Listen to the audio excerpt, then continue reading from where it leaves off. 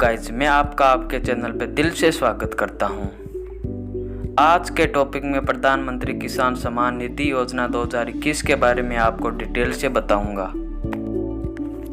सबसे पहले आपको मैं पीएम किसान निधि योजना 2021 के लिए आवश्यक दस्तावेज के बारे में आपको बताऊंगा कि क्या क्या दस्तावेज चाहिए आपको। फिर सेकेंड आपको बताऊंगा कि प्रधानमंत्री जी ने किसानों के लिए एक नई घोषणा की है, उस घोषणा के बारे में आपको डिटेल से बताऊंगा। फिर आपको बताऊंगा कि पीएम किसान निधि योजना लिस्ट में नाम कैसे देखें कि अपना नाम है या नहीं। फिर आपको मैं बताऊंगा कि अगर आपके खाते में पीएम किसान निधि योजना की किस्त नहीं आ रही है, क्रेडिट नहीं हो रही है, तो वो क्यों नहीं हो रही है, उसके बारे में आपको डिटेल से बताऊँगा। अब आपको बताता हूं कि इस योजना का लाभ उठाने के लिए आवश्यक दस्तावेज के बारे में, क्या क्या दस्तावेज चाहिए, क्या क्या डॉक्यूमेंट चाहिए। आपके पास भूमि के कागजात होने चाहिए, ज़मीन के कागज़ होने चाहिए, आपके पास आधार कार्ड होना चाहिए, पहचान पत्र होना चाहिए, आपके पास आईडी प्रूफ जैसे ड्राइविंग लाइसेंस, वोटर आईडी भी होने चाहिए, बैंक खाता पासबुक, बैंक का पासबुक होना चाहिए, account number, PCF number, IFSC code उसमें सब लिखा हुआ होना चाहिए। आपका खुद का एक मोबाइल नंबर होना चाहिए। आपके पास पते का सबूत होना चाहिए कि आप कहाँ पे रहते हो, मूल निवास, जैसे आप मूल निवास काम में ले सकते हो पते के सबूत के रूप में। आपके पास खेत की जानकारी होनी चाहिए कि आपके पास कितना बीघा ज़मीन है, खेत का आकार भी पता होना चाहिए आपको। आपकी पासपोर्ट साइज फ़ोटो होनी चाहिए। ये सभी शर्तें आप पूरी करते हो तो आप पीएम किसान निधि योजना में अप्लाई कर सकते हो आसानी से।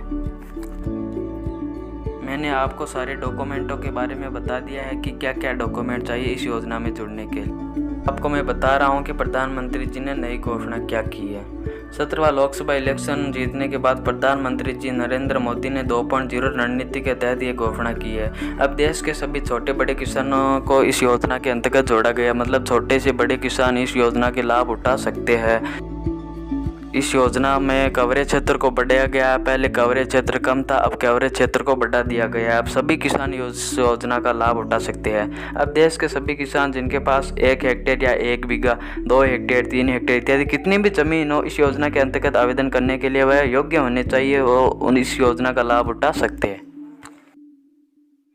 अब आइए हम इस समस्या पर। जैसे किसान सभी शर्तें पूरी कर रहे हैं लेकिन उनके खाते में किस्त क्रेडिट नहीं हो रही है या किस्त जमा नहीं हो रही है उनके खाते में।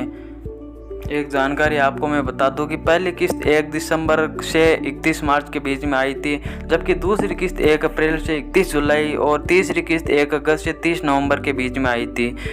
कई किसानों के बैंक खातों में गड़बड़ी की वजह से उनके खातों में किस्त नहीं मिल पाई है, क्योंकि उनके बैंक में कुछ गड़बड़ी या आधार कार्ड में कुछ गड़बड़ी या उनके डिटेल में अंतर होने की वजह से कई खातों में पैसा ट्रांसफर नहीं हो पाया है। उन आधार कार्ड या उन खातों में सुधार कर ले, सुधार करने के बाद आपके खातों में पैसे ट्रांसफ़र हो जाएंगे।